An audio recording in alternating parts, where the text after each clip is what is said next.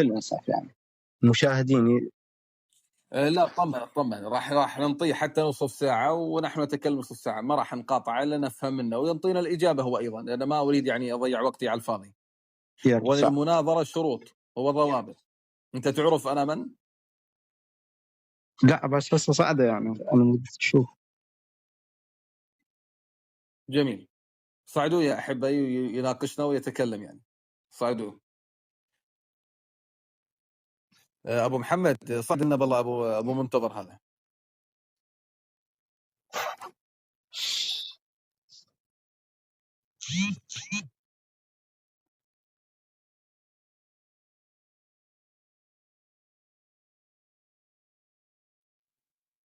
السلام عليكم ورحمة الله وبركاته. وعليكم السلام. صوت أيوة عندك أيوة الشيخ ناصر. راح نعطينا الشيخ ناصر. خلنا نسلم على الشيخ ناصر. خلنا نسلم. حياك الله شيخ ناصر مولاي. عليكم السلام منتظر. حياك الله. مشتاقين شو الغيبة هاي؟ وين هالغيبة هاي؟ يا مرحبا يا حياك.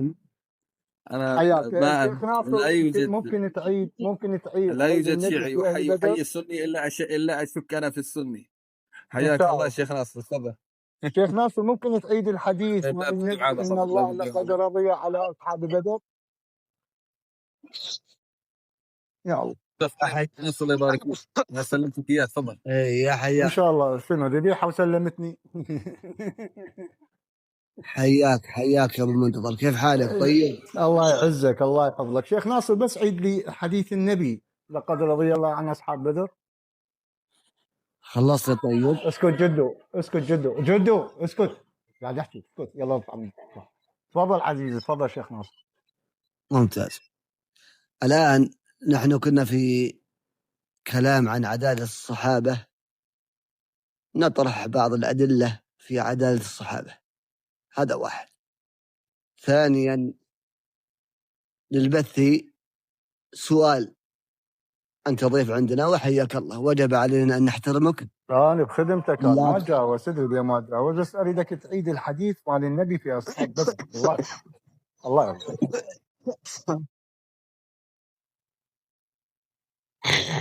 لا بأس، حاول أنك ما تقاطع عندما أتكلم. بارك الله فيني وهداك الحق. قلنا أننا كنا في معرض طرح الأدلة لمحمد المهدوي في مسألة عدالة الصحابة، وأما أنت ضيف عندنا شيعي 12 نطرح سؤال البث. أما أنك تقول لا يا السني، لا يا ناصر بيرم، ما أريدك تطرح سؤالك، أريدك تتكلم معي في عدالة الصحابة. نعم في عدالة الصحابة، أنا صعدت على هذا الموضوع يا شيخ ناصر، بس أريد من عندك تتفضل تقرأ لي حديث النبي في أصحاب بدر، لا أكثر ولا أقل. ما أطلب شيء. أكمل كلامي بعد. تفضل خلينا عدالة الصحابة. خلني بس أخلص كلامي ثم تعلق. ممتاز. اي نعم.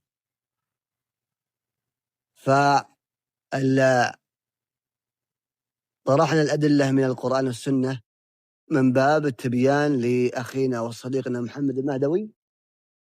وأما أنت شيعي 12، نظام البث يطرح سؤال للبث وتجيب عليه، ثم بعد يعني ذلك يحق لك. يعني شيخ ناصر ما تتحاور بعدالة الصحابة، تحول الموضوع.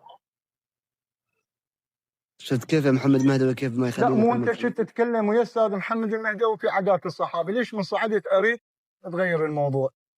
الآن قال قبل أن تصعد أبو منتظر ماذا قال محمد المهدوي؟ ماذا قال محمد المهدوي؟ قال لا تقاطعون صح؟ الصحابة تتفضل تتكلم بعدالة الصحابة على العين والراس، وانت مكرم واخ عزيز. ما تتكلم بعدالة الصحابة، ما عندي اشكال. انا اول ما صعدت جنابك الطيب وانت تدري يا محاور نقل، قلت انت حديث عن اصحاب بدر، ممكن تعيد هذا الحديث؟ اكون لك ممنون. تفضل. زين. الآن هذه المرة الثانية وأقول لك عندما أنتهي من كلامي أعلق على كلامي بالنفي أو التأييد أو ما شئت. أنتهي من كلامي علق. أما أني ما زلت أتكلم وأتقاطع، الشيعة قبل السنة يعرفون ناصر البيضاء ما يحب المقاطعة. خلنا ننتهي من كلامي ثم تعلق. ها أنا أعيد عليك، كنا نطرح الأدلة لمحمد المهدوي في عدالة الصحابة، وأما أنت كشيعي 12 فللبث عندنا نظام. ما هو النظام؟ يطرح سؤال البث تجيب عليه، بعد أن تجيب عليه الطيب تسأل ما شئت. أنت الآن بناء على كلامك تريد تسأل في عدالة الصحابة، احفظ سؤالك عن عدالة الصحابة لأننا سنجيبك بالتفصيل، لكن متى؟ بعد أن يطرح سؤال البث. فإن قلت لي لا يا ناصر ما أريدك تسألني، نقول لك أنت هنا خالفت نظام البث، سنجعل تطرح سؤالك ثم سيتم إنزالك وسأجيبك بالتفصيل إذا أنت تريد أن تخالف نظام البث. فهمت المقصد؟ الآن تفضل علق على كلامك. ولا فتحت ميوت وأنا عد عهدي، لأن أنا شيعتنا 10 مع العهد. شيخ ناصر أنت كنت صاعد يا أستاذ محمد وصار لك ما أعرف كيف صار لك ربع ساعة نص ساعة ثلث ساعة الله أعلم شنو الأدلة اللي طرحتها عليه. يشهد الله ما سمعت، بس أنا إذا في شيء لحقتك من تقول عن جماعة، لذلك أنا اتهمت ثاني حوار مع أستاذ محمد في عدالة الصحابة. ليش من صعدك أنا تريد تحول الموضوع؟ يا أخي خلينا بعدالة الصحابة، لعل الله يدينا على إيدك، لعله الله يدينا على إيدك. إيه خذ بيدي وقل هذا الطريق الصحيح، انتهج هذا النهج وأنا أكون بخدمة كذا مع الدليل. أما إذا تدخل غير موضوع فهذا بكيفك. أنا صاعد هنا في عدالة الصحابة ويشهد الله ورسوله أمام الأخوان، تطرح أدلتك في عدالة الصحابة، ما أفتح ميوت وأخذ 5 دقائق وأنا أخذ دقيقة واحدة فقط. شوف أنا بثك صاعد، يمكن تنزلني، يمكن كلامي ما يعجبك، لكن أمام جماعتك 76 احتمال بيهم 50 واحد من أهل السنة والجماعة، أمام الناس تأخذ 5 دقائق في عدالة الصحابة وأنا أخذ دقيقة 60 ثانية. إذا صارت 61 نزلني في عدالة الصحابة. موافق يا شيخ ناصر حياك الله وبياك. تريد تغير الموضوع، هذا بعد أمام الناس هي اللي تحكم. مع احتراماتي لك، من اللي يناقش بعدالة الصحابة ومني اللي يخاف من النقاش في عدالة الصحابة. أنا ببثك لعله هسه تقولهم نزلوه عادي ما عندي إشكال. اتفضل إلك 5 دقائق، والأخ أبو براء شاهد بيني وبينك هو اللي ينظم الوقت ويعطيني 60 ثانية دقيقة واحدة في عدالة الصحابة.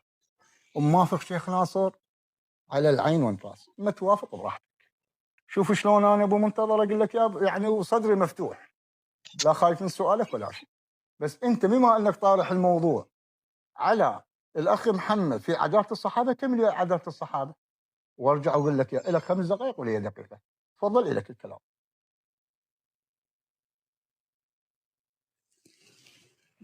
الآن استمع إلي حتى أنتهي.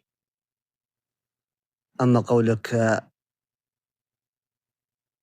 أن هناك خوف، فوالله وبالله وتالله ما أذكر من 17 سنة أنني خفت من شيء. هذا واحد. ثانيا أنا كلامي واضح. أنت في قلبك الآن سؤال عن عدالة الصحابة، وها أنا أقولها وأعلنها وأعيدها. احفظ سؤالك لأنني سأجيب عليه بالتفصيل في عدالة الصحابة، لأن الذي في قلبك الآن هو النقاش في عدالة الصحابة. وها أنا أعيد عليك، سأجيبك بالتفصيل في عدالة الصحابة. شفت كيف أنا كلامي واضح؟ ولكن بعد أن نطرح سؤال البث تجيب عليه. بعد أن تجيب على سؤال البث، ها أنا أعيد عليك المرة السادسة أو الخامسة، اطرح سؤالك في عدالة الصحابة ونجيبك. للعلمية يا صديقي أبو منتظر، في مسألة عدالة الصحابة سأطرح عليك سؤال صغير جدا، يمكن ما يتجاوز 4 كلمات أو 3 كلمات، ولن تستطيع لا أنت ولا الشيعة قاطبة من مشارقها إلى مغاربها أن يجيب على هذا السؤال. يا لا اللهم صل على محمد وعلى محمد.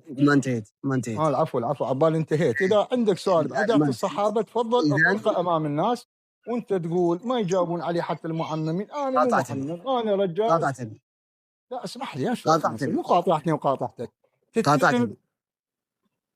نحن متفقين على عدم المقاطعة. اسمح لي، احنا ما بعد مناظرة على مود محاورة على مود مقاطعة. قاطعتني أنا ما انتهيت من كلامي. قاطعتني أنا ما انتهيت من كلامي. ولي دقيقة بعدات. قاطعتني يا أبو منتظر، ما خلص كلامي يا أبو منتظر. خلني أخلص كلامي. إذن هل تقبل في أن يطرح سؤال البث وتجيب عليه، ثم ندخل في مسألة عدالة الصحابة وتطرح سؤالك ونجيبك بالتفصيل، ثم سأطرح سؤال ما يتجاوز 4 كلمات؟ تقبل بهذه المنهجية أم لا؟ تفضل. كل عزيز شيخ ناصر، أنا والله أستغرب عليك، أنت إنسان فاضل، أنا أعرفك ومحاور شرس بصراحة. أبو منتظر قاعد يقدم لك هدية في عدالة الصحابة، قاعد أعطيك 5 دقائق وإلي دقيقة واحدة، دقيقة يعني 60 ثانية. والله يا شيخ ناصر لو جايني في بثي وقايل لي والله لا أعطيك مو 5، أعطيك 10 دقائق في عدالة الصحابة وإلي دقيقة، وعيتها لك 10 دقائق في عدالة الصحابة وإلي دقيقة، ما أقبل تغير الموضوع. أنت كنت تتكلم ويا الأخ محمد المهدي في عدالة الصحابة وجبت له الأدلة وما شاء الله عليك. أبو منتظر جاي يقول لك ببثكم تقدر تكتمني، تقدر تنزلني، ويمكن تقدر تسبني، ما عندي إشكال، أنا متعودين. لكن أنا قاعد أعطيك فرصة أقول لك 10 دقائق لك في عدالة الصحابة، وأنا إلي دقيقة 60 ثانية. والله العظيم يا أستاذ ناصر أمام الناس يعني موقفك صعب محرج. أبو منتظر قلت 10 دقائق وبثك، وأنا إلي ناصر شفت شلون؟ ناظرة وين المشكلة؟ دقيقة واحدة ناظرني في عدالة الصحابة يا أخي، وشو تريد تطرح بعد هذه المناظرة؟ عسى ما تطرح 10 أسئلة، 12 سؤال، 20 سؤال، والله ما أسألك أي سؤال، بالعكس أقوم أجاوب على مالاتك. لكن ناظرني في عدالة الصحابة، أنا عندي قرآن وعندي سنة، عندي البخاري وعندي قرآن، إذا أطلع من البخاري أو من القرآن في عدالة الصحابة نزلني، وإلي دقيقة واحدة، وأعطيك المصادر أمام الناس، وإذا تحب أفتح كاميرا أفتح لك كاميرا بعد شو تريد. ناظرني في هذا الأمر، إلك 10 دقائق وإلي دقيقة واحدة في عدالة الصحابة. تحب تبدي أنت تفضل، إلك 10 دقائق. الأخ أبو براء الآن يسوي الموقف وأني ساكت، إذا فتحت كلمة من شفتي نزلني وقول هرب. طيب أنا 60 ثانية فقط، أنا ساكت فقط منتظر الشيخ ناصر ورد الشيخ ناصر. عزيزي أنا هذا عرضي، يعجبكم أهلا وسهلا، ما يعجبكم قل لكم في مال الله. مع العلم ترى يا شيخ ناصر أحكيك بصراحة، أنا سجلت المقطع عليك وسجلت عرض عليك، وإذا ما تقبل أنا حنشره باليوتيوب.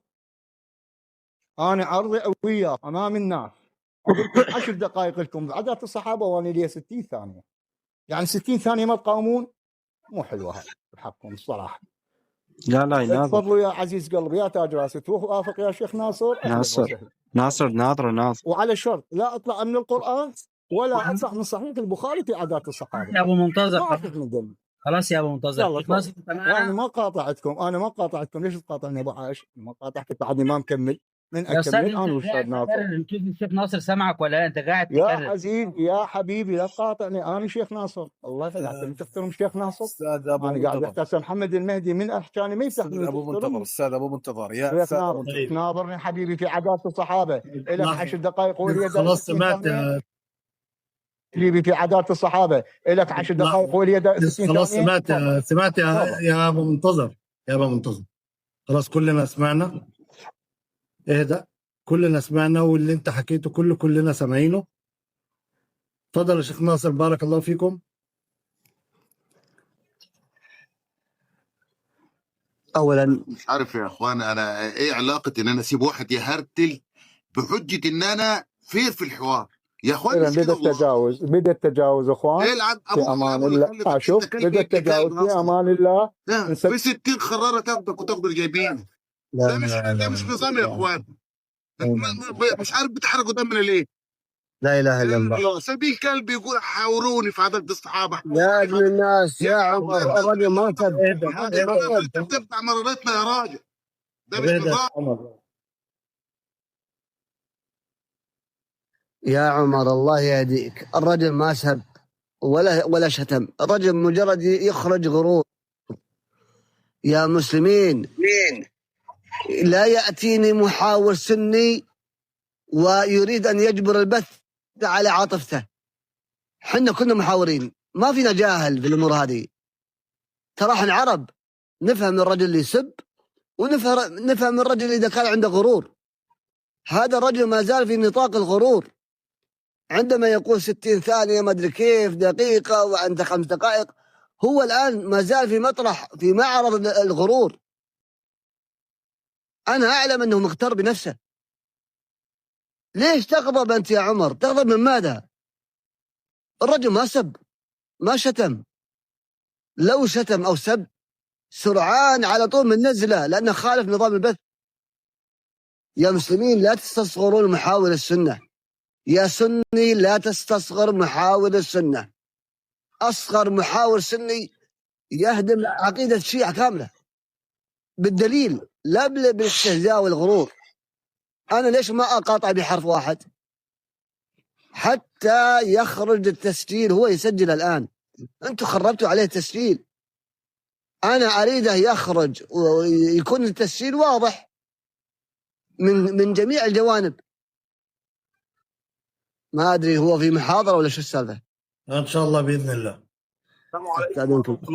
حياكم الله وياكم. السلام ورحمه الله. وعليكم السلام ورحمة الله وبركاته. حي الله الشيخ عادل الحبيب. تفضل. حياك الله وياك يا ابو الياس، الله يحفظك، وحشني والله. كيف حالك يا حبيبي؟ الله يبارك فيك، الله يبارك فيك. الحمد لله والله، نشكر الله. وانت شلونك يا غالي؟ يا رب دايما تكون بخير. الحمد لله بخير، دايما بخير طول ما انتم بخير يا احبه. بارك الله فيكم، الله يحفظك.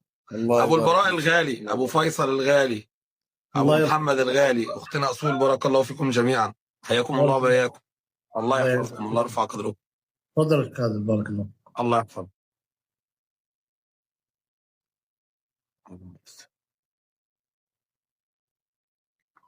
الحمد لله العلي الأرفق، وجامع الأشياء والمفرق، ذي النعم الواسعة الغزيرة، والحكم الباهرة الكثيرة، ثم الصلاة مع